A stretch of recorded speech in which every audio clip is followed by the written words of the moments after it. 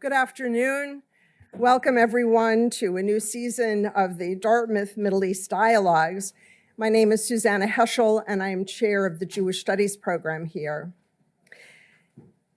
Immediately following the horrific attacks of October 7th, the Jewish Studies program and the Middle Eastern Studies program jointly inaugurated a series of difficult dialogues with strong support from President Seyed and Dean Elizabeth Smith. The purpose of these dialogues is to engage in respectful, meaningful conversations on difficult and often contentious issues, bringing together individuals with fundamentally different views and scholarly expertise and temperaments. Our goal in conducting these dialogues is not to defeat another's arguments, nor to insist that we come to an agreed position, but to gain a deeper grasp of each other's points of view.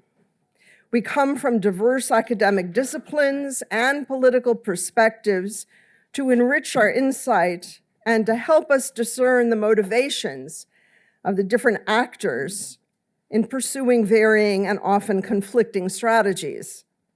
Our approach aligns with our broader educational mission, the core responsibility of colleges and universities, familiarizing ourselves, our colleagues, and our students with multiple perspectives on the world's significant issues, as that is essential in thoughtful engagement and understanding and in bringing conflicts to a better future. At a university, discussion and debate occur in an atmosphere of respect and dignity. Tonight's discussion, focusing on the confrontation between Iran and Israel and its broader implications for the Middle East, is part of this larger effort. This forum is not intended for advocacy, nor is it debating the legitimacy of either society. Rather, it is a platform for exploring the differing perspectives that shape an important and ongoing conflict, guided by our esteemed diplomat and director of the John Sloan Dickey Center for International Understanding, Victoria Holt, who will conduct a dialogue with our two distinguished speakers, Suzanne Maloney and Seyed Mousavian. Dr. Mousavian, while not an official representative of Iran, brings valuable insights into the Iranian perspective, and Dr. Maloney offers deep analysis of the region, particularly the complex dynamics between Iran, the United States, Israel, and the Arab Gulf states. Let me introduce each of them briefly. Victoria Holt joined Dartmouth in September 2021 with a background in public policy, leadership, and diplomacy.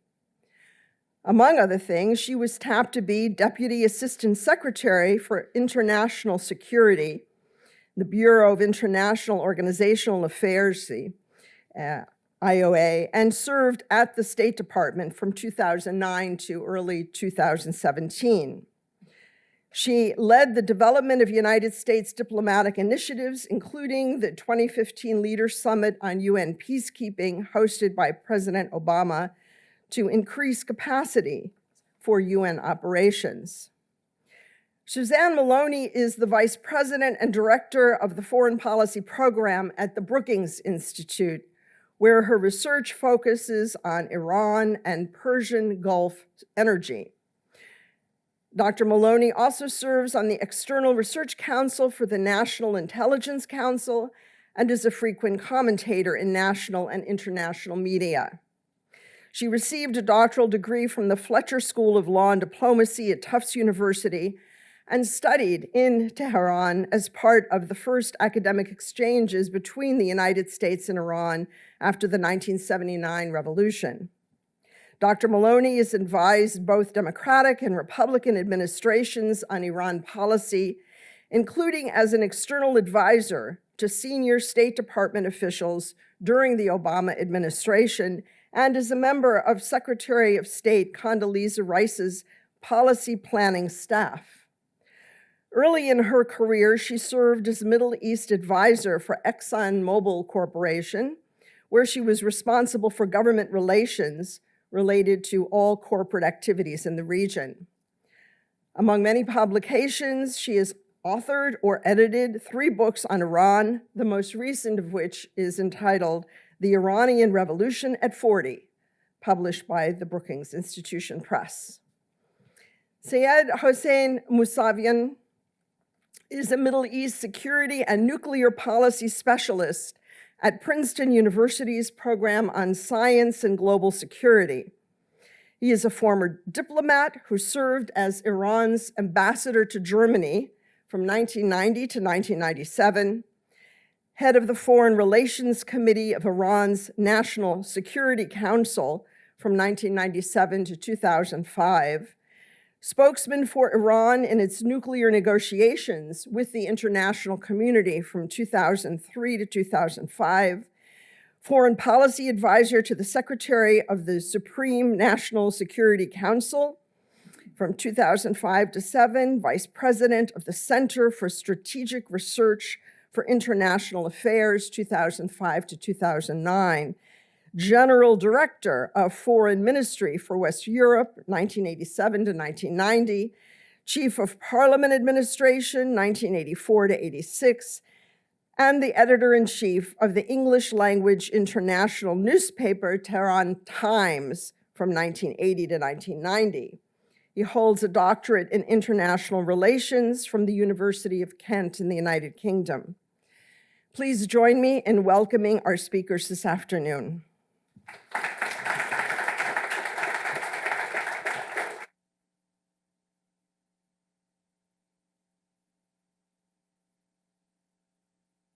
Much, Susanna.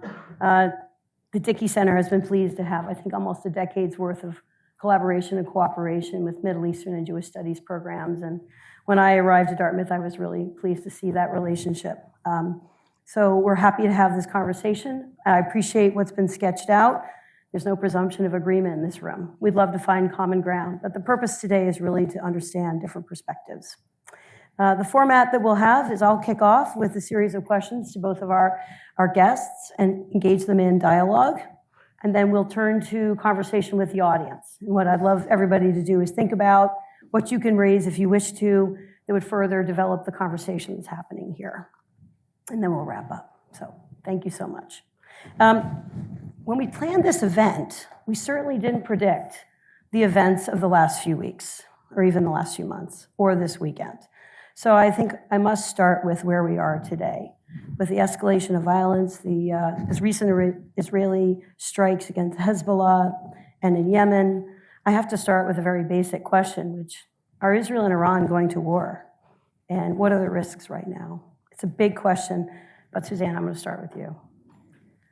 Well, first I want to thank you and your colleagues here for including me in this event. I'd been hearing about the wonderful work that you've been doing in the aftermath of October 7th and how you have been bringing people together for really difficult conversations, but it really having, I think, a really positive impact in terms of people's understanding and opportunities for dialogue. So I'm just honored to be part of that process and really grateful for all the great work you've been doing here.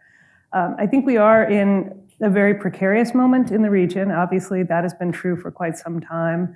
And the events of the past several days really only elevate the concerns. I also think, though, that we shouldn't lose sight of the possibility and the opportunity here. Hezbollah is a very nefarious organization responsible for the deaths of thousands of civilians, Lebanese, Israelis, Americans over 40 years. And its senior leadership now is no longer with us. And this has been a struggle for many years to try to empower the Lebanese state to deal with an armed non-state actor within its own borders and to try to assert its own authority over that group.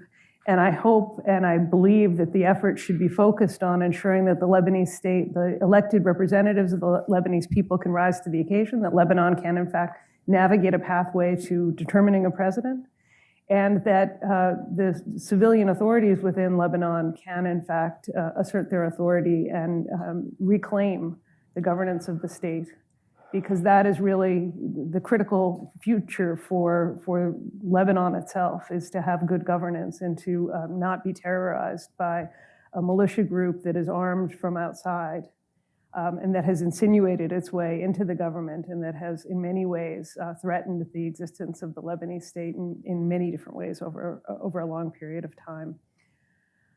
I believe that this is a moment also for trying to avoid a further escalation of the war, because if in fact we find ourselves in a situation in which Iran retaliates in some way directly against Israel in an attributable way, which has happened only once in the course of the past 45 years, back in April, I think we could easily find ourselves on a spiral to war. Obviously, we've been dealing with a horrific war over the course of the past 11 and a half months, and I don't mean to minimize that, but a war with a militia group is very different than an interstate war between countries that in some cases have nuclear weapons.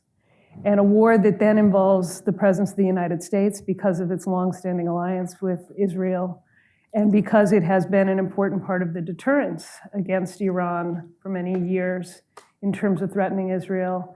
We just don't know what this would mean for the future of the region, for the future of global markets, for the safety and security of all the people in the region. So I know that there are a lot of people working very, very hard. They have been since the very moments after the realization of what had happened on October 7th to try to ensure that this doesn't spiral in a much more dangerous direction. In fact, the Biden administration quietly, but now it's known publicly, invade upon the Israelis in the days after October 7th, not to go into the north because of the dangers that presented. And so I do believe that the Biden administration has been working very hard to try to de-escalate or at least contain the escalation because of the recognition of the risks that would pose to everyone in the region. Well, thank you. Hossein, do you think we are on the verge of a larger war between Iran and Israel? And is there also an opportunity to de-escalate? First of all, I would like to thank you and your colleagues. Definitely, we are at extremely dangerous situation. I think we are very close to a possible regional war. And if Iran would attack Israel directly, I think the US would be engaged. And if the US engaged, then Iranian allies also they would engage, and then we would have a disastrous situation in the region, which everybody would lose. There would be no winner. The solution, I think, is to respect the international rules and regulations, the international community, the United Nations, the International Court of Justice. They are all asking about immediate ceasefire. They are all asking about immediate Israeli withdrawal from Gaza occupied lands. And they are asking for two-state solutions. Iran is against two-state solution, is actually defending one-state solution, Palestine. Prime Minister Netanyahu is against two-state solution, is insisting on one-state Israel. I think the solution is the United Nations resolutions. Since 1947, we have 198 United Nations General Assembly resolutions on Israel-Palestine. We have 191 United Nations Security resolutions, all insisting on two-state solution and peaceful living between Israelis and Palestinians and withdrawal of occupied land.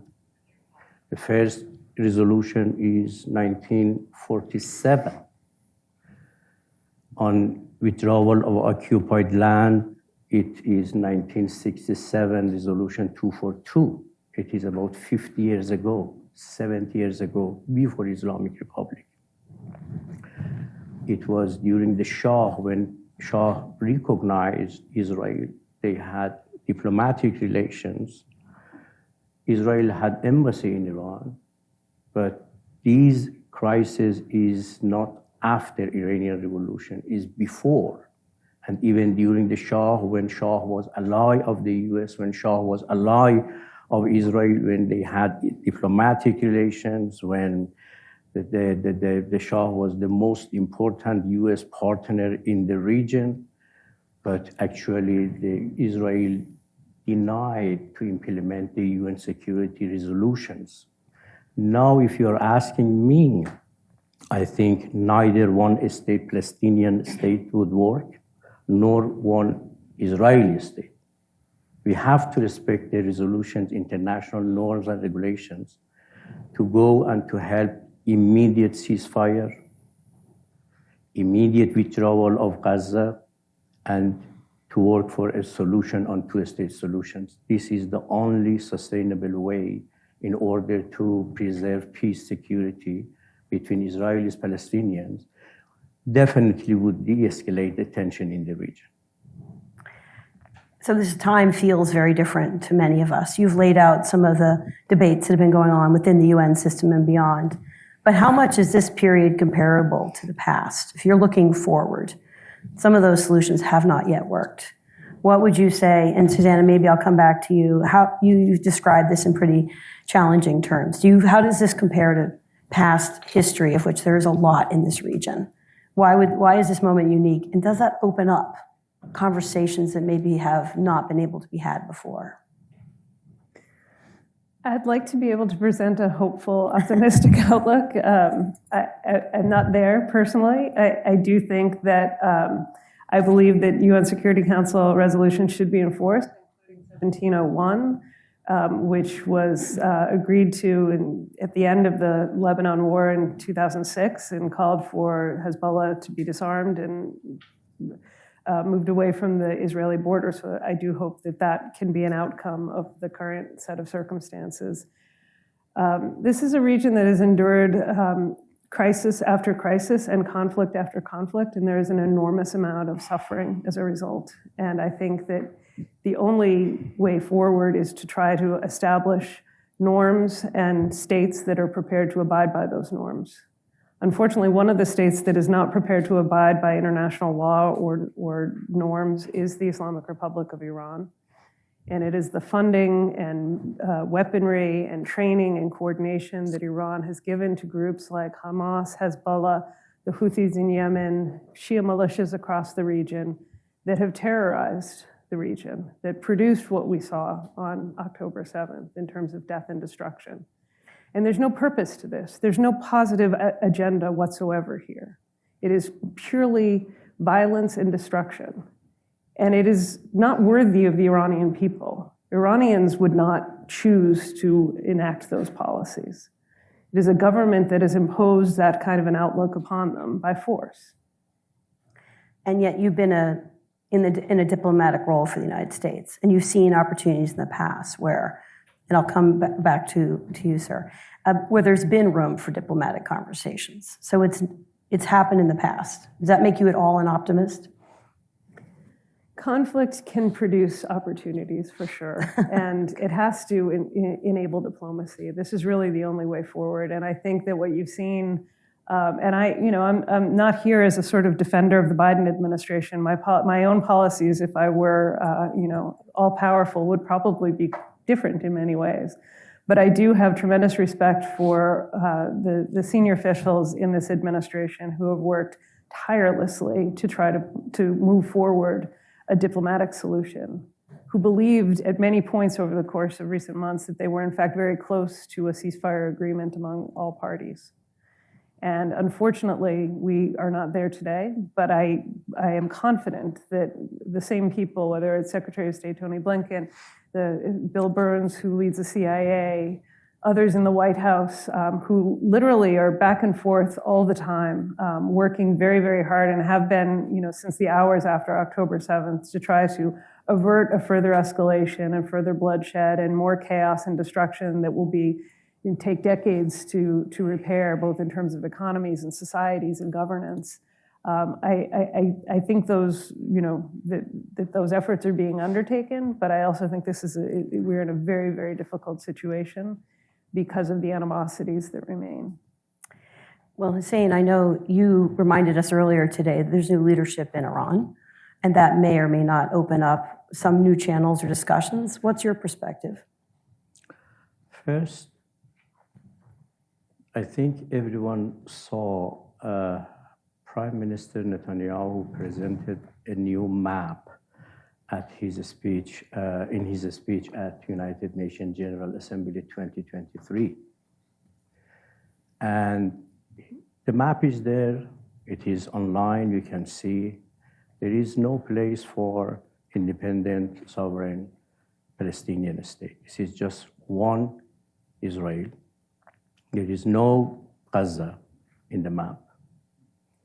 And West Bank also is part of Israel. And then you have Knesset resolution, Israeli parliament, overwhelming majority, they voted for one state, only Israel, and they denied. And Netanyahu publicly said, I would never let a Palestinian state under my watch. I really believe if the US can convince Israelis for two-state solution, imagine Iran would oppose.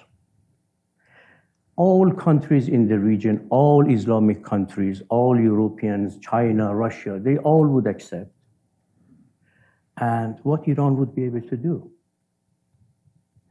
Therefore, the best solution, sustainable peace between Israelis and Palestinians, would be exactly what now Prime Minister Netanyahu and the Israeli parliament are objecting, and they have been rejecting for 77 years. Now, if we are going to have a solution for Middle East, one part of the problem is Iran-US conflict. 44 years of animosity. It is really useless, very harmful for both countries, for both nations. I believe American nations, they do not want war with Iran. I believe Iranians also, they do not want, the people, they do not want war with the US. Therefore, what we first, on this issue we need, always I have said, which the Iranian government establishment, they always have opposed. This is for 15 years they are opposing. And I have been insisting in every article that we need a broad negotiations between Iran and the US, including nuclear, region, everything. The other issue which I mentioned, I do not want to repeat, is about Israeli-Palestinian, which would be implementation of the United Nations resolutions on two-state solution. And then would be conflict between Iran and the Arab neighbors. Iran, Saudi Arabia, Iran, GCC, which we really need a regional cooperation system in the Persian Gulf, like OSCE, like Europeans. These countries, they cooperate, they work together, they don't need to fight each other. I mean, this would impact the crisis in Syria. This would impact the crisis in Lebanon. This would impact the crisis in Yemen. If there is a regional broad cooperation, a security and cooperation system in the Persian Gulf between the 6 GCC countries, the US allies, Iraq, and Iran. There is no initiative, unfortunately, neither on the two-state solution nor on Iran-US animosities, hostilities, and nor on a broader cooperation between Iran and the Arabs. This is what I see. I believe this is possible. I believe we need political will. I believe I have written, it is about 2 years I'm writing, we need a ceasefire between Iran and Israel. So your point is taken, then could Iran take steps? One of the focus for the United States is its nuclear program, which has continued, and the inspections have not been continued. That could be something Iran could take on its own. And also, I think you've pointed out this is a wider problem. but Iran is working with militia and other groups in places like Yemen, in Lebanon, in Iraq, in Syria. Is there a role there for Iran to take a lead on some of that to open up the door for a future negotiation? There is two illusions, I believe. One illusion the Iranian side they have, one illusion Israelis they have. Netanyahu's strategy for new Middle East is one state, Abraham Accord, good relation, eradicating Hezbollah, Hamas, Iran, all resistant groups, and leading the Middle East. Iranian illusion, I believe, is that they want to make a new Middle East with the resistant groups. It's not going to work. Neither is going to work. We really need a broader, neither you can make a new Middle East with the resistant groups, nor you can make a new Middle East with eradicating Palestinians or Palestine. On nuclear, we all agree, I think there is no dispute that there was a deal 2015. Iran and the US created this deal. This was the most comprehensive agreement during the history of non-proliferation. Iran accepted verifications, limits on its nuclear program beyond NPT, which no other NPT member has ever accepted. Iran implemented fully with zero failure for 3 years, and the US withdrew. Unfortunately, what Trump did, we are in a situation that now Iran is a threshold state, nuclear threshold state. And the US has been able to damage Iran hundreds of billions, and the poor Iranian people, they are paying the price. We have over 30% poverty now. The Iranian economy is disaster, inflation, depreciation of Iranian national currency. They both have lost. There is no winner. Now, we were talking with Suzanne in the previous session. The best is to revive the nuclear deal. While this deal is 168 pages, 200 nuclear scientists, they have worked for 13 years to define such a comprehensive verification and inspection measures, to revive Iran to be fully committed with every transparency measures within this deal, and then to regionalize, this is some years I'm writing, to regionalize the principles of JCPOA in order to get nuclear weapon-free zone in the Persian Gulf, nuclear weapon-free zone in the Middle East. All right, I'm gonna ask one more question, but then I'll turn to the audience. So if you're thinking of engaging, we'll have a microphone over here, and you can tee up your questions. Suzanne, I know you don't want me to push you to be a false optimist. But do you think, are there elements either, it depends a lot on the US elections, of course, for either discussions about nuclear security in the region, a broader ceasefire, or some other security arrangements, or is that at this point too hard to know until we know who is leading the United States? I think there's always opportunity for diplomacy, and I would never suggest that we shouldn't be trying to engage in a dialogue. I see very little option for advancing an outcome that would lead to what I think everybody wants in the Middle East, which is a more peaceful, prosperous future, and one that would ensure that what we saw happen on 10/7, what we've seen happen to many other people around the region cannot happen again in terms of attacks by non-state armed actors. There is a hopeful trend in the Middle East. The fact that the Abraham Accords were negotiated by the Trump administration and have remained in place, that there is clear and evident interest on the part of the Saudi government in normalizing with Israel and joining that same process. There is, I think, a desire for the region to move past these devastating conflicts and the resort to violence by groups that have no other power other than the power to kill and hurt. But the difficulty is that as long as there is an incentive on the part of some governments to use those groups to advance their own influence across the region, and by some governments I mean Iran, that we still find ourselves mired in these conflicts. We shouldn't be here. This shouldn't be happening. And if the Iranian people had the opportunity to shape their own future, they would not have a government that imposes these policies on them or on the region.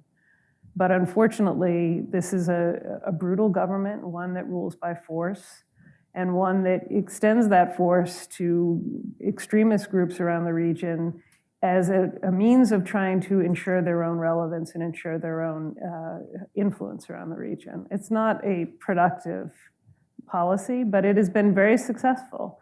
They found when they went into Iraq, when they went into Afghanistan, they found the ability to, sort of confront their adversaries. Their adversaries, they don't need to have an adversarial relationship with the United States. The United States and Israel had excellent relations with Iran for decades. It was only after the 1979 revolution, a government that came to power on the basis of ideology and that continues to rule on the basis of ideology. It doesn't advance any strategic interest of Iran, the Iranian people, the Iranian nation, to fund groups like Hezbollah or Hamas. It doesn't advance any interest of the Iranian people to have this deep-seated enmity toward Israel and to the United States. There is no other government in the world, save North Korea, that has been as consistently hostile and consistently violent as the Islamic Republic has. Iranians deserve better than that. All right.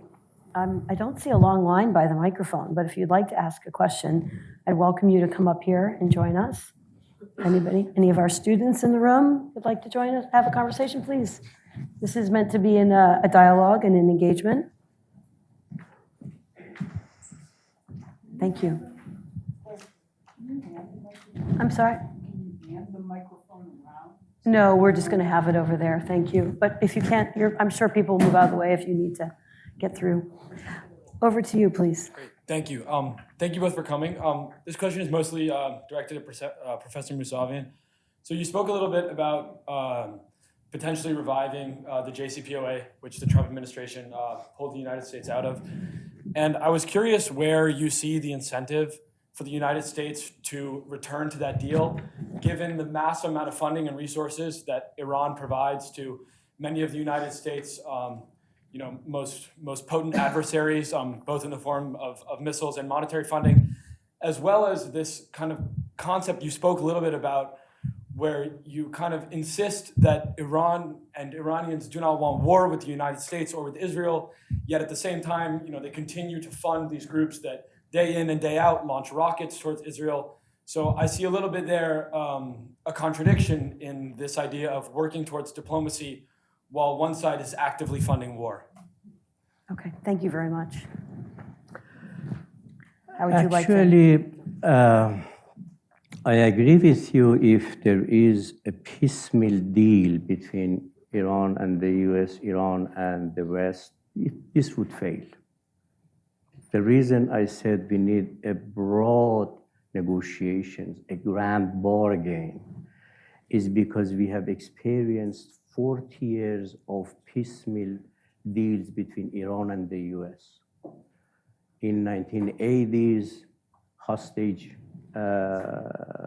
deal in Lebanon, which the US proposed goodwill for goodwill. Iran facilitated the release of Western hostages.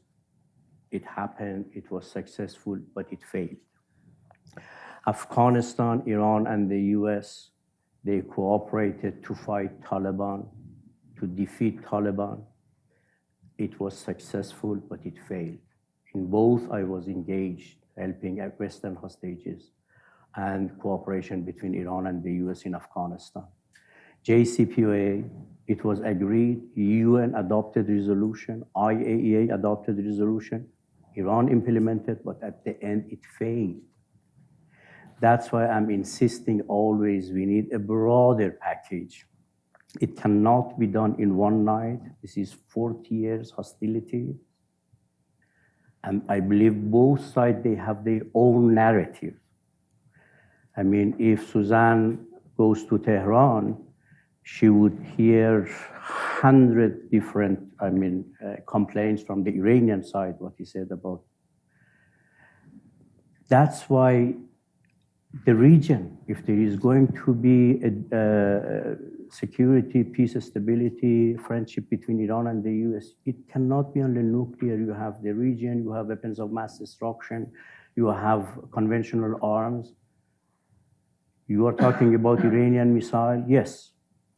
When you sit with Iranians, they would say, oh, we are surrounded by US Army. Every border is the US Army, NATO, nuclear bombs. And we are surrounded with the most sophisticated American armies to Saudi Arabia, to Israel, everywhere. They have their own concerns. We need to have a mutual understanding. It is not really one-way street. We have misunderstandings, misperceptions, miscalculations on both sides. Can I just Yes, please. jump in, Suzanne. even though I know you were directed to Hossein? Two quick points. One is that every American administration, with the exception of 2 years over the course of the past 45 years, has sought to engage in dialogue with Iran to try to resolve problems. For most of the 45 years, it has been impossible to have an official Iranian interlocutor because Iranians aren't prepared to come to the table. So there's always been an open door for diplomacy on the part of the United States. It has often been difficult politically because the foundation of the regime is anti-Americanism and anti-Israeli posture. And so it is incredibly controversial for anyone to even engage directly. Second point is this, that the Biden administration did in fact pursue diplomacy with Iran. Iran would not send an official representative to the table, tried to bring back the JCPOA in the early years. They had to engage in dialogue through third-party interlocutors where an American sits in one room and the Iranians sit in the other room and the Europeans or the Omanis in some cases shuttle between them. That's not the way to get problems solved. It's not because of us. It's because the Iranian government would not permit their representatives to be in the same room with the Americans. There was one breakthrough. There was an agreement negotiated by the White House during the course of 2023 that exchanged a commitment on the part of the Iranian government to de-escalate its violence against Americans, particularly American troops in the Middle East, in exchange for the release of some sanctions relief.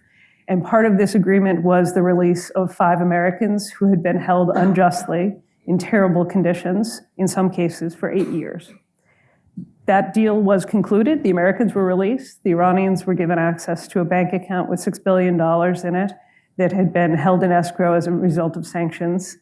And that happened 3 weeks before 10/7. Was that de-escalation successful?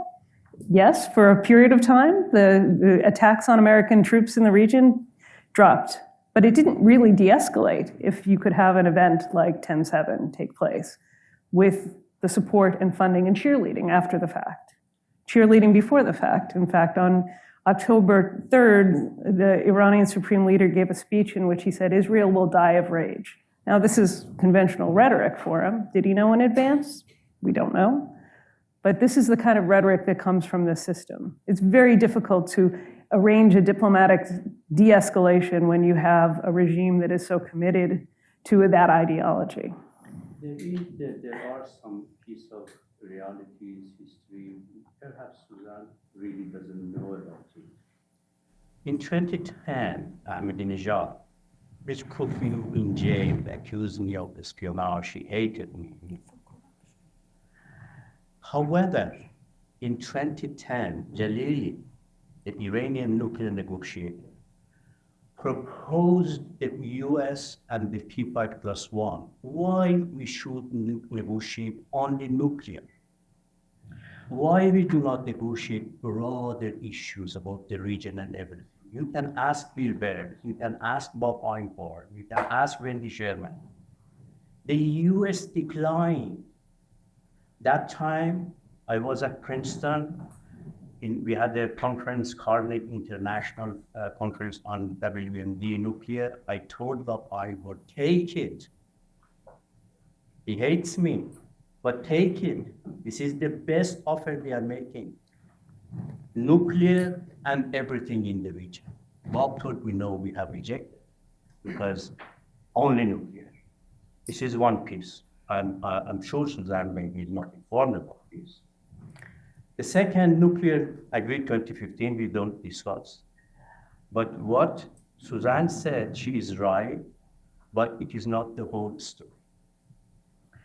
In August 2023, this Raisi administration, which is conservative, under this administration, again, they issued a conviction for me 11 months of jail. However, these people, they negotiated with McGarry. All what Suzanne said is true, but it was a deal on not only prisoners exchange, it was about de-escalation between Iran and IAEA, de-escalation between Iran and the US in the region, and then to begin direct negotiations in October 2023, 9th of October. They agreed. Prisoners exchanged, the money transferred to Qatar, everything was perfect. They were going to engage directly, Iran and the US, October 7th. Everything could stop. We want to leave time. Even with conservatives, which they have always hated us, Ahmadinejad, or there has been possibility of diplomacy. I also want to encourage students to ask questions. I'm excited. We've got a lot of members from our community here, but if you're a student, I'd love to prioritize you. I don't necessarily know who is and is not. But anyway, to the lady here, please. Thank you for the time. I'm just going to give a very brief introduction about myself, and that will give a context. And I'd love, if you don't mind, we've got so many people here. We'd love to keep it absolutely. short. Thank you. I won't be long, I promise. My name is Shabnam Panahi, an Iranian American of Baha'i descent. Over 22 years ago, I escaped Iran due to religious persecution. And since then, I have been unable to return to Iran. My involvement as an activist overtly opposing the Islamic regime has put me at significant risk. However, I have not remained silent and have continued to fight for the fall of this regime since I left. The Islamic regime in Iran, this question is for Mr. Mousavian. The Islamic regime in Iran, widely regarded as illegitimate due to its oppressive rule, violent repression, and gross human rights violations, including torture, executions, and violent crackdowns on peaceful protesters, has also maintained hostility towards Israel and Jews since its inception. The regime has consistently funded and supported terrorist groups like Hezbollah and Hamas, contributing to instability and violence in the region. Given these actions and the supreme leader's unwavering anti-Israel stance since the 1979 revolution, how can the regime claim that any future relation with Israel is possible? Also, with your implication in the assassination of Iranian dissidents in Germany during 1990s when you were an ambassador, which resulted in your expulsion from Germany, how do you, as a representative of that regime, justify these actions? How do you reconcile your role in defending such a regime with global outcry for justice and accountability for its ongoing abuses and involvements in international assassination? And the reality is that there will never be a diplomacy between Iran, Israel, and US for as long as this regime actually is in place. And that will only be possible through free Iran. Thank you. Thank you for, I think you've heard two questions. Thank you so much. Sorry, Your microphone. Is not working? Okay. Yeah. Thank you. First of all, about what you said, I have been complicit in assassination, and the German government kicked me out of Germany. It's completely false. It is not. The Berlin court verdict is 398 pages. It is online available. You can read it. You have not. There is zero accusation against me, directly or indirectly. You would not find any accusation against me as ambassador. He was simply the ambassador of a country that was executing dissidents in a third country. That's all. I'm not defending him. Okay. Thank you, ma'am. No, first. We want to let him finish his answer. I have been traveling to Germany since 1998. every year, at least 3, 4, 5 times. If I was implicit in terrorist activities, they would never give me a visa. Therefore, they didn't expel me. The court verdict was in April 1997. My mission ended in early 1998. And since then, I have been visited Germany every year, and I'm there next week. Therefore, this is false. And for your information, maybe you don't know. I respect, your opposition. I have really nothing to humiliate you about whatever you have suffered. But I made a public interview in Iranian media. It was published that after I left Germany, when they arrested rogue elements in Iranian intelligence ministry, they confessed that they sent a terror team to Germany to assassinate me in 1996. It was public. I said publicly, I was ambassador. The rogue elements, they sent a team to assassinate me in Germany, and all Iranian papers they published, and Iranian intelligence ministry never denied. I didn't know even they came after me. And third, I am myself the victim of human rights. They put me in jail. No, hold on. Ma'am, I'm hold sorry. on, hold on. Maybe we can keep hold moving. I think it's not helpful to continue debating No, this. she is something We're here misleading. She has we're something. here to talk about the issues. 2007, I was arrested on the charge of espionage. Sir? They put me in jail, and they forced me to resign from foreign ministry. They asked me to leave the country. I'm myself the victim of human rights. But what I am saying, my dear, I am against confrontation between Iran and the US, regardless of who is president. I don't want war between Iran and the US. Okay, I think we have a lot more questions we'd like to get to, so thank you.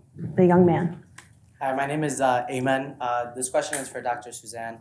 So, Doctor, you had mentioned earlier about the Biden administration, how they were working hard on de-escalating the issue within the Middle East, which I think is super important in context of Iranian and U.S. relations.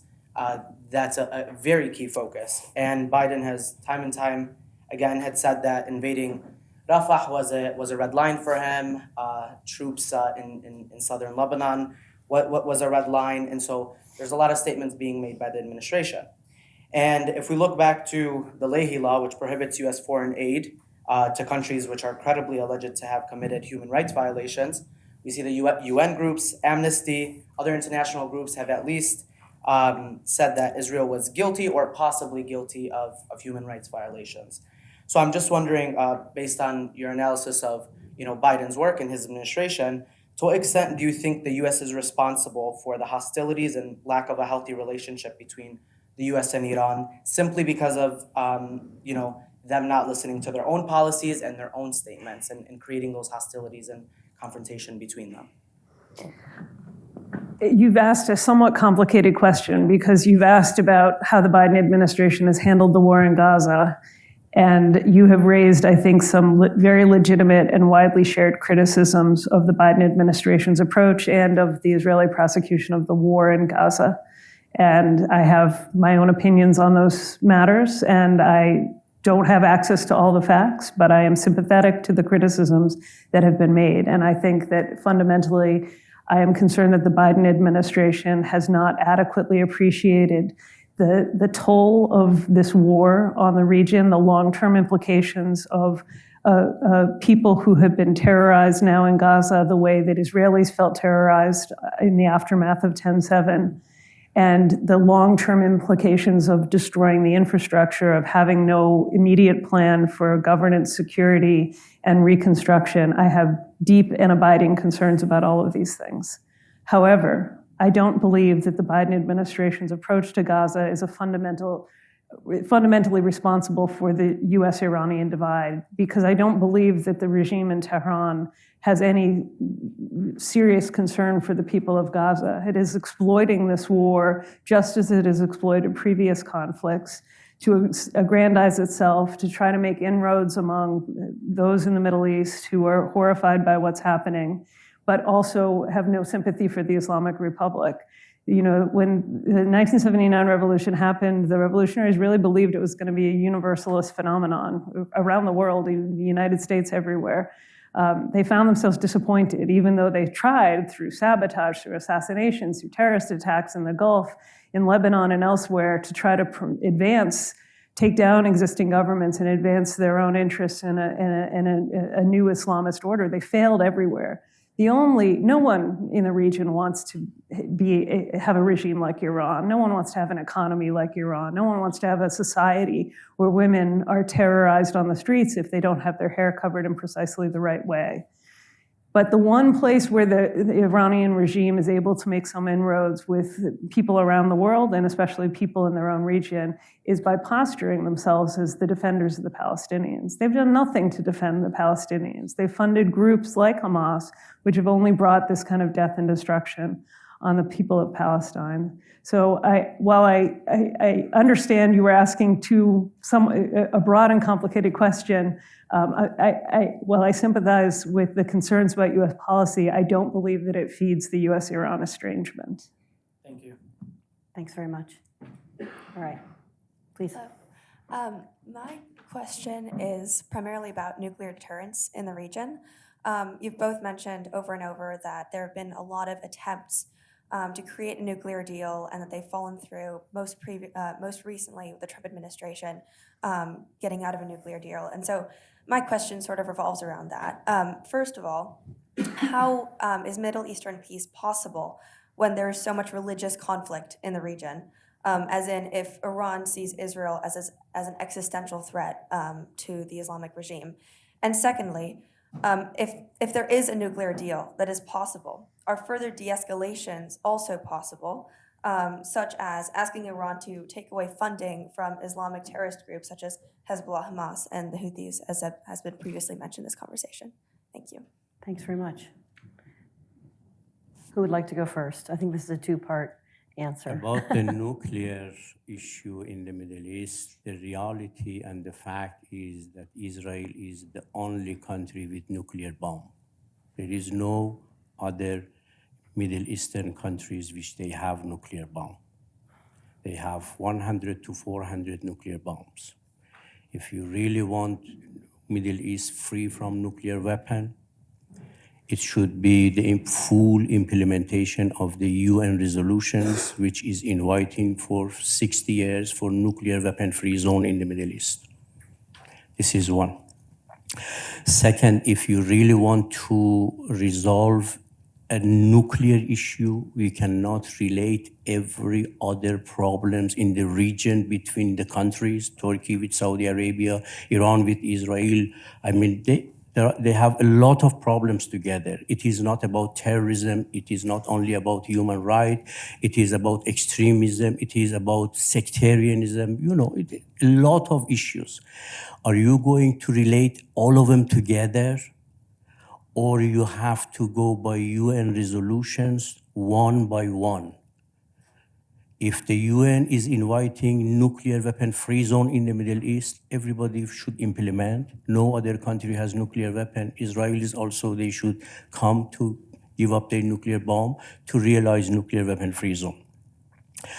I have proposed for Iran and the GCC countries in the framework of a regional cooperation system in the Persian Gulf to have nuclear weapon-free zone, WMD-free zone in the Persian Gulf as a sub-regional. And then the best is to regionalize the principle of the Iran nuclear deal, because this is the most comprehensive agreement during the history of non-proliferation, not only Iran. Then regionalize it. Every other country should accept the highest level of transparency, additional protocol, whatever measures. This is the only way to go, if you say everybody should give up its concessions or put condition, precondition, every issue related together, you are not going to get to anywhere. On terrorism, we have UN resolution. On human rights, we have UN resolutions. There should be international regional dialogue on every issue: sectarianism, terrorism, nuclear weapon-free zone, WMD-free zone. Suzanne. I think it's not productive to suggest that a country whose very inception prompted its invasion by its neighbors to give up a weapon that has been not declared, obviously, but has been an important deterrent to further conflict and further threat against Israel. So it's a non-starter, especially before 10/7, even more so today. I think it also, 10/7, underscores that nuclear weapons provide a certain degree of security from certain types of threats, but they don't provide all the security. And they are a tool of limited use. And most importantly, we should want fewer nuclear weapons, not more. And so the question then gets to, what do you do about Iran's nuclear program, which, as Hossein has said, is now at the threshold state. Should there be one negotiation that tries to resolve all the issues, or should there be sequential agreements that might address one set of issues, address another? I think the conventional wisdom for most people in Washington has long been doing it all at once is just impossible. It's too much. And that was why the Obama administration pursued the deal that they did in 2015 to try to at least get, bring us back from the brink on one piece of the puzzle, and then we can try to work on the others. They didn't get an opportunity to work on the others. And I think that they've only gotten more complicated since then. It's only become more difficult to find a place that we can live within Iran's nuclear capability. And I think now the concerns about Iran's provision of missiles across the region, which of course have been raining on Israel since October 7th, about Iran's support for militias, about its treatment of its own people. We're not talking much today about that, but that is, I think, an ever-present and increasing concern. That, in fact, it is hard to imagine that we can successfully address in a sustained way, in a significant way, any piece of the puzzle until we have a partner on the other side that is prepared to make larger changes in the way that it approaches the world. And that is the real challenge. I mean, Iran's policies were put in place 45 years ago. Its current leader is 85 years old. He's been in a position of power for 35 of those years, ultimate authority for 35 of those years. There will be change. There's change coming within Iran, one way or another. I would prefer that we could find a diplomatic resolution, because I think we are approaching, both in terms of its regional activities and in terms of the nuclear issue, a tipping point. But I also believe that inevitably this regime is going to change. Right. I see a very long line, and I want to continue to prioritize students, if I may. So if you're a student, if you don't mind, maybe I'll let you ask the next question, and then we'll hopefully get to everybody. Thank you. This question is to... Is your microphone on? Is it on? Yeah. Do you believe a two-state solution, or like the implementation of UN policies, could be successful in bringing peace when the Islamic Republic is constantly funding and sponsoring groups in the region that seek to destroy the state of Israel and Jews? For example, when Israel left the Gaza Strip in 2005, it became a hotbed for terror and calls for the death to Israel since then, ultimately leading up to October 7th. So how can these calls for a two-state solution, if the Islamic Republic is continuing to send funds and sponsoring these groups, be possible to lead peace? Thank you. Actually, the two-state solution resolutions of United Nations is from 1947 go on. B for Islamic Republic, B for Hezbollah, B for Hamas, 40 years, B for Iranian revolutions. And it was exactly the time which Iran had Shah, excellent relation with the US, recognized Israel. There was no resistance groups. The situation, the Israeli position on two-state solution has not changed before the Iranian Revolution and after the Iranian Revolution. They have opposed two-state solution. 1947, UN partition plan gave 55% of the land to Israel as a new state and 45% to Palestinians. It is UN 1947.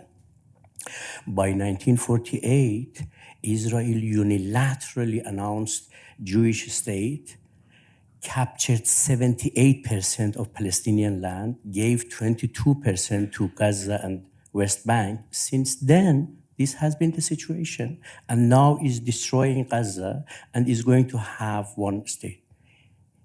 I don't say Iran has played positive role on peace process or so and so and so. I just was telling my friends in 1992, I made a statement which Iranians, they blamed me, the officials. I said, Iran should not be more Catholic than Pope.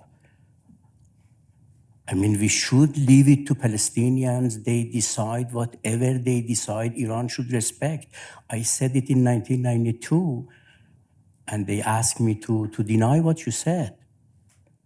Since then, I'm saying, I mean, if we are going to blame everything on two-state solution on Iran, it is not realistic.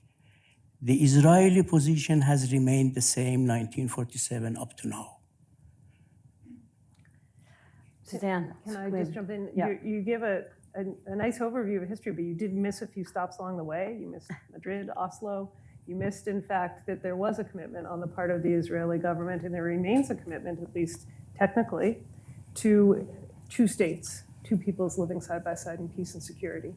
The challenge has been finding a formula that could, in fact, enable that to be implemented. And people who worked very, very hard in the aftermath of the breakthrough to get to that agreement between the Palestinian Authority and the Israeli government understand that it has gone far slower and it has been less successful. But part of the reason for the lack of success in getting to the two-state solution is precisely as the questioner raised, the fact that Iran was providing support to terrorist groups that conducted terrorist activity against Israelis, that undermined the case among the Israeli public for a two-state solution. It still is a cause that brings people to the streets. This is what's so remarkable about Israel, that even after everything that Israelis have experienced, hundreds of thousands of Israelis come to the streets to protest for a hostage deal, but implicit in that, and many of them are families of those who were taken hostages or those who lost their lives on October 7th, demanding that, in fact, a government be elected that can, in fact, bring about a two-state solution. That is still the desire and the hope, and it is still, in fact, the official policy. So the fact that this can still be the case, even after what Israel experienced on October 7th, that there are still people, a large majority of people who recognize that this situation is not stable, that their own security depends on having a Palestinian entity which can be governed responsibly, not by groups like Hamas. It tells you something about the quality of Israeli democracy. And so even at a time where the current prime minister might be pursuing policies that many of us would question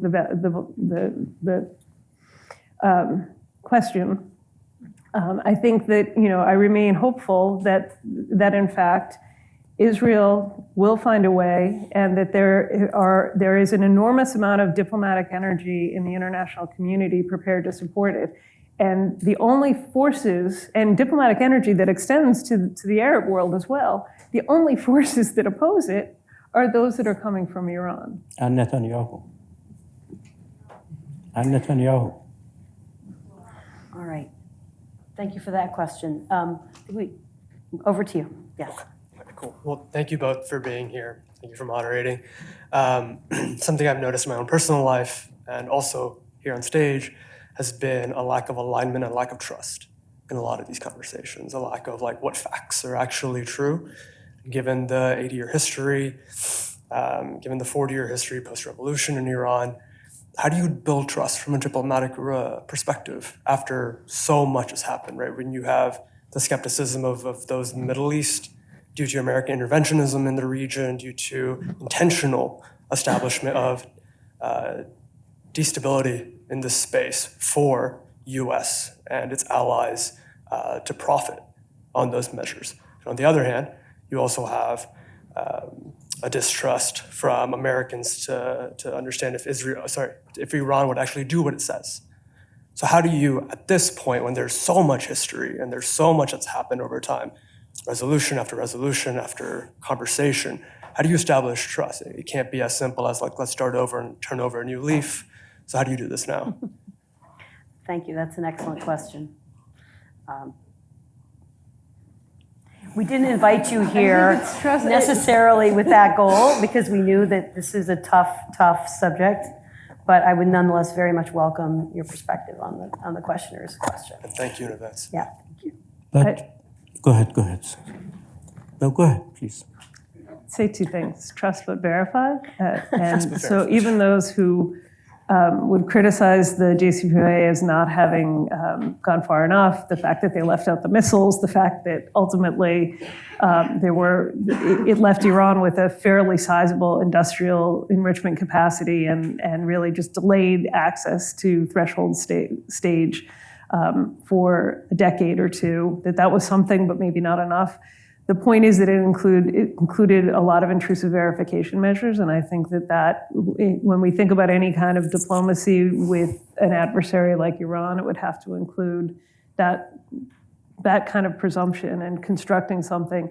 You know, part of the criticism from those who didn't like the JCPOA was that the verification measures and the accountability wasn't sufficient.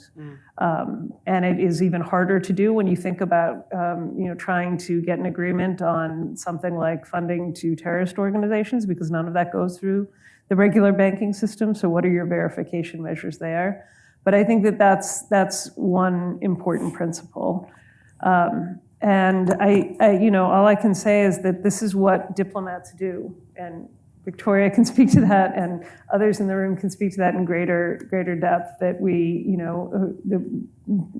the State Department was not constructed only to talk to friends. That a large part of our diplomacy does involve strengthening our alliances and partnerships around the world. That's a huge element of American power.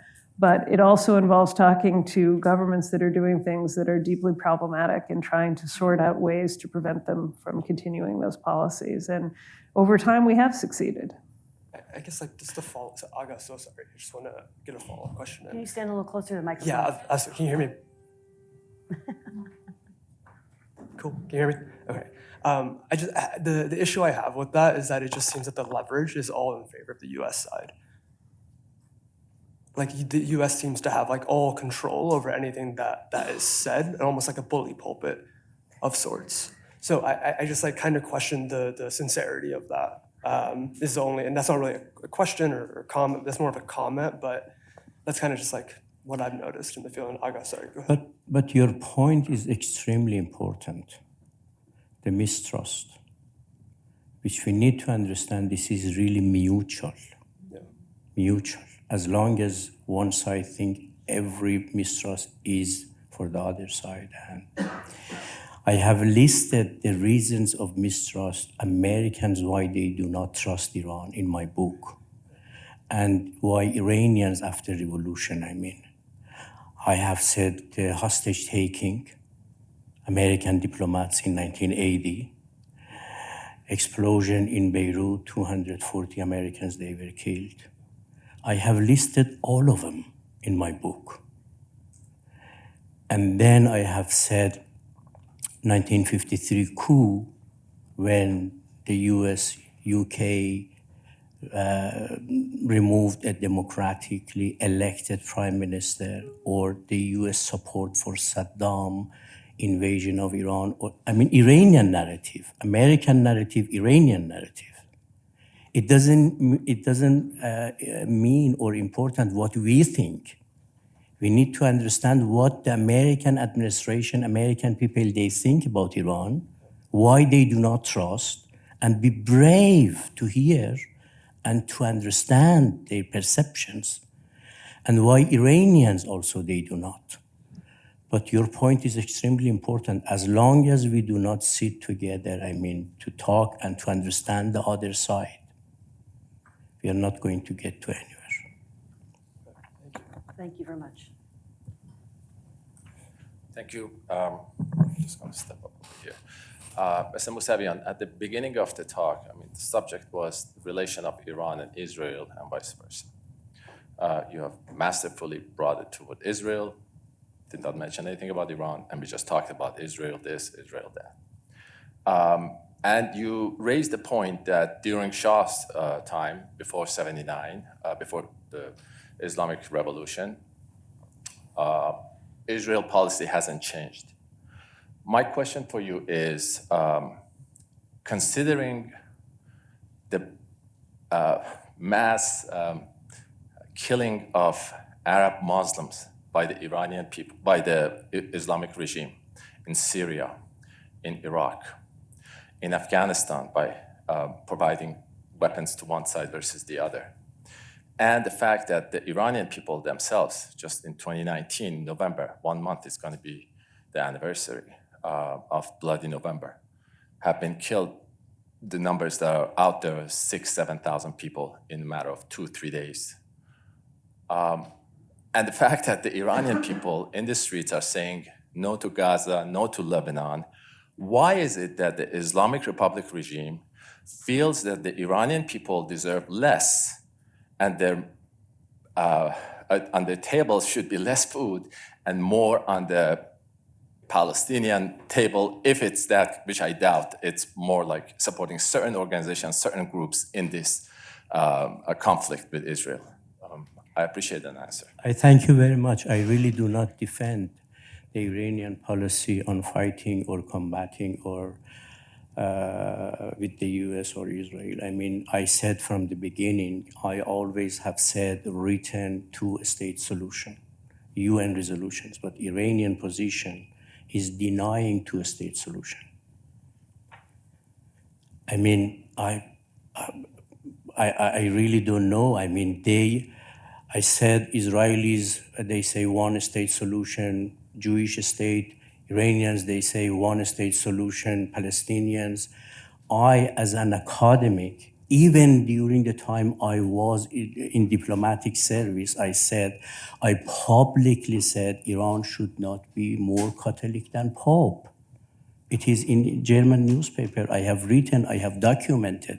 My personal idea is what I have been written in my books about peace between Iran and the US, WMD, ceasefire between Iran and Israel, peace between Iran and Arabs, Saudi Arabia. But if they would have listened to me, to my ideas, you would have a better world, I think. But why they accuse me? Every day you can see in some Iranian media saying he is the puppet of America. 2014, the Iranian intelligence minister publicly said, this is available. He said, Mousavian has written a book, Iran and the US. All the book is about peace between Iran and the US. This is the best document. He is a spy of United States. If he comes to Iran, I would arrest him. It's public. I cannot defend their position. I really do not see the fight, the conflict between Iran and the US, neither in the interest of Iranian nation, nor in Americans. But So would you denounce the regime killing of any more of its citizens? Would you come out and denounce that, please? no, hold on. To be realistic and frank and sincere. Human rights in Iran, I told you I'm a victim myself. My father passed away in November 2022. I couldn't go to Iran for his funeral. You can imagine if you cannot go to the funeral of your father, how deeply you are depressed. But the issue of human rights in the Middle East, because we are talking about Middle East. Yes. Let's go back to the Middle East. Middle East. How many countries really you can name to defend human rights? Israel. Israel, if you are going to say Israel, the International Court of Justice is saying genocide. For the non-citizens. No, hold on. No, to be realistic, to be fair. Okay. 40,000 people, they were killed. I mean, this is, public opinion in the US, the world public opinion. They are asking about human rights. Israelis, they respect human rights of Palestinians. Saudi Arabia, you remember when they dismembered Jamal Khashoggi, a good friend of mine.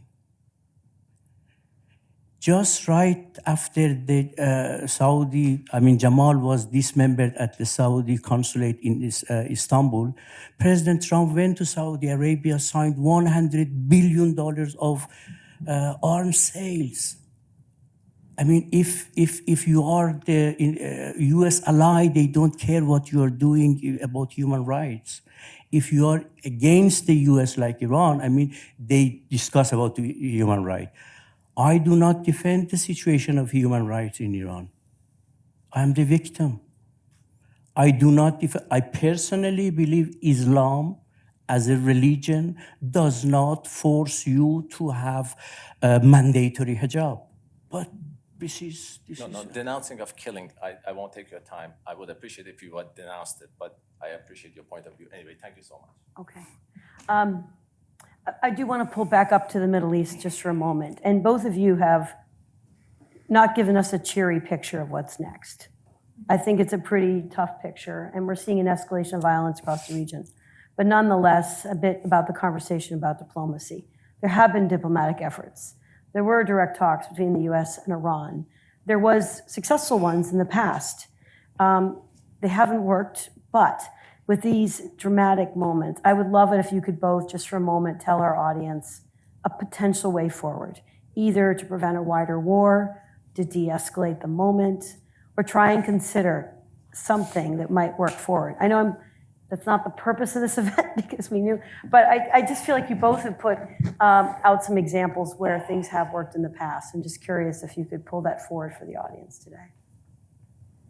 I'll just say the one place where I think, at least in Washington and in some European capitals, there's been some sense of, I wouldn't say optimism, but at least possibility is around the diplomacy in Lebanon. Obviously, that predated the recent events. But I think that the U.S. had, in fact, demonstrated before this war, before this particular phase of the conflict, that it could, in fact, devise agreements that were difficult and required buy-in from all the parties in Lebanon. And some of those same people have been working to try to persuade Hezbollah and the Lebanese government to ensure that Hezbollah does withdraw from the Israeli border, that there could be a halt to the missiles coming into Israel from Hezbollah. And that there was some sense that if we could get to the initial ceasefire in Gaza, that would, in fact, the ground had been prepared for that. I think we are now in a different situation. I don't see I think the focus has got to be on So we were close to a ceasefire both in Gaza and in Lebanon? In different ways, yes. And if we had gotten the ceasefire in Gaza, the expectation was that the diplomacy that had already been worked in terms of Lebanon could then actually come into fruition. I think now we may be in a position, in part because of the murder of the 6 hostages at the end of August, which then scrambled the arrangements and the dialogue that had already taken place and the terms of what a ceasefire might look like.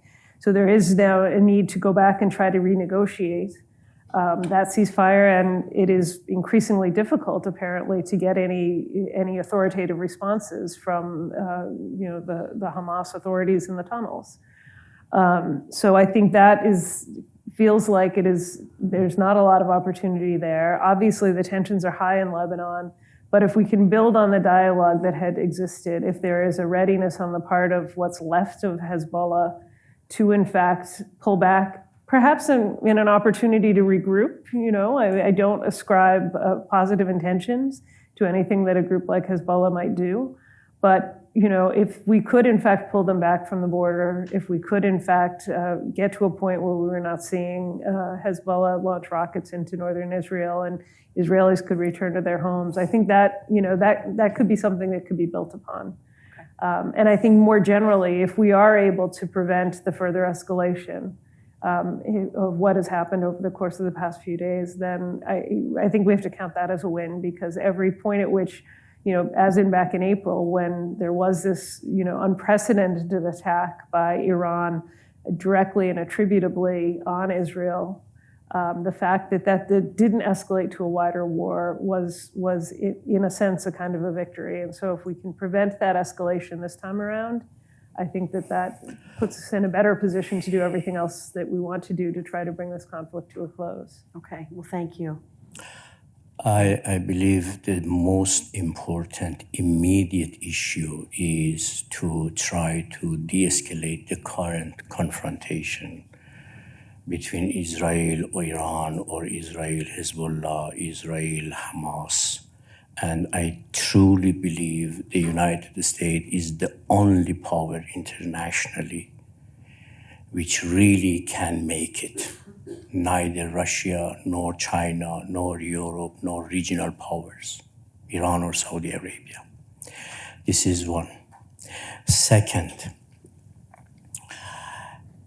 is about the regional issues about Syria, Yemen. We have a lot of problems. If Iran and the US, they cannot negotiate directly. Now, Iran and Saudi Arabia, Iran and GCC, they have a good relation, relatively. They are all US allies. They are all concerned about Iranian role in Yemen, Iranian role in Lebanon, the same as US. Why the regional countries, the US allies, Saudi Arabia, they cannot sit with Iran as a regional countries to discuss the situation in Yemen, in Iraq, in Lebanon, to facilitate a solution, because we need a type of diplomacy and dialogue, either Iran and the US, or Iran and the US regional allies in the region, because I do not see Russia would step, because of Russian invasion of Ukraine, to step in to resolve this crisis between Iran, Israel, or China. They would sit back, let it go. Well, I hate to bring this to close, but we're a little bit over time already, and I've really appreciated both the audience's conversation. I'm sorry I couldn't get to both of you, but maybe we could talk to you afterwards. But please join me in thanking our guests for laying out their views and listening to each other.